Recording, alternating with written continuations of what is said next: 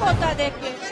सभी देश के नागरिक हैं और किसान ही है तो देश को चलाता है। अगर ये हमें खाना ना दे तो हम भी नहीं कम्पीट कर पाते। नमस्कार, आप देख रहे हैं उद्योग राष्ट्र और आपके साथ मैं हूं देवाशीष कुमार। देखिए, एक बार फिर से सिंधु बॉर्डर की जो आग है वो तेज हो गई है। हजारों की संख्या में किसान जो हैं वो इस वक्त सिंधु बॉर्डर पहुंच चुके हैं और इस बीच सिंधु बॉर्डर में पहुंचकर ओलंपिक में विजेता नहीं बन पाने की कशक जो है वो विनेश फोगाट भी वहां पर पहुंची है और वहां उन्होंने एक बार फिर से सिंधु बॉर्डर में प्रदर्शन कर रहे किसानों का साथ दिया है। आगे हम आपको वीडियो में दिखाएंगे कि सिंधु बॉर्डर पहुंचकर विनेश फोगाट ने क्या कुछ कहा है, लेकिन उससे पहले अगर आप चैनल पर नए हैं और आपको हमारी खबरें अच्छी लग रही है तो कृपया करके सब्सक्राइब करना बिल्कुल भी ना भूलें। क्या कुछ कहा है सिंधु बॉर्डर पहुंचकर विनेश फोगाट ने, आइए हम आपको सुनवाते हैं। दुख होता है देख के।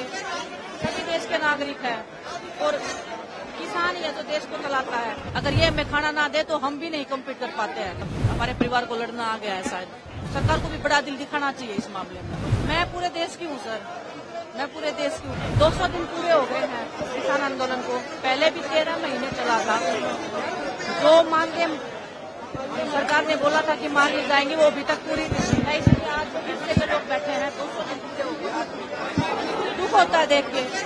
सभी देश के नागरिक हैं और किसान ही है तो देश को चलाता है ना। इनके बिना तो कुछ भी नहीं है। हम खिलाड़ी भी नहीं है। अगर ये हमें खाना ना दे तो हम भी नहीं कम्पीट कर पाते हैं।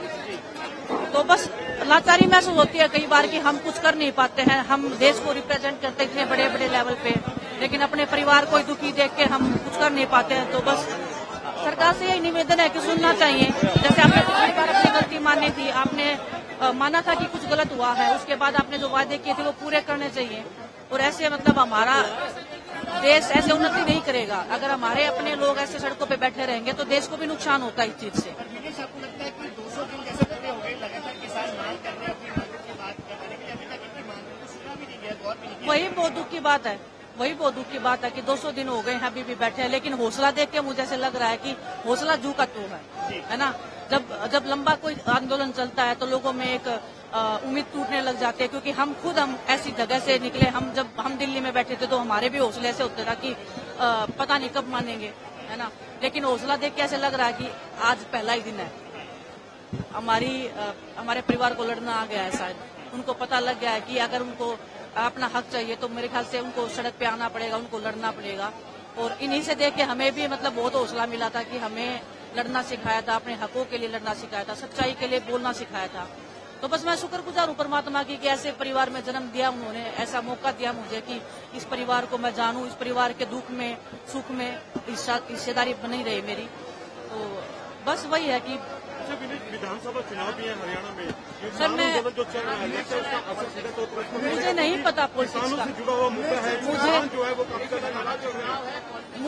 मुझे पॉलिटिक्स का इतना नॉलेज नहीं है, सच्चाई बता रही हूँ। कभी इतना उसमें डीप में गई नहीं हूँ। आप खेलों की पूछोगे तो मैं बता सकती हूँ। लेकिन हर जगह पे किसान है ना। वो अगर नाराज है तो आपको वो खिलाड़ियों पे भी नुकसान होता है। अगर वो हमें खाना नहीं देंगे, मैं वही बोल रही हूँ, अगर वो हमें खाना नहीं देंगे तो हम कैसे कॉम्पीट करेंगे। लेकिन वो इतने निर्दयी नहीं है। ये खाना देते हैं पूरे देश को। इतना सब होने के बाद भी ये लोग खुले दिल से पूरे देश को आज भी अनाज दे रहे हैं। ये चाहे तो सब कुछ बंद कर सकते हैं देश का, लेकिन बड़ा दिल है इनका बहुत ज्यादा। और सरकार को भी बड़ा दिल दिखाना चाहिए इस मामले में।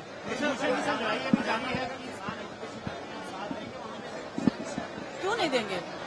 मेरी माँ ने खुद किसान मतलब खेत में काम, मैंने खुद खेत में काम किया है।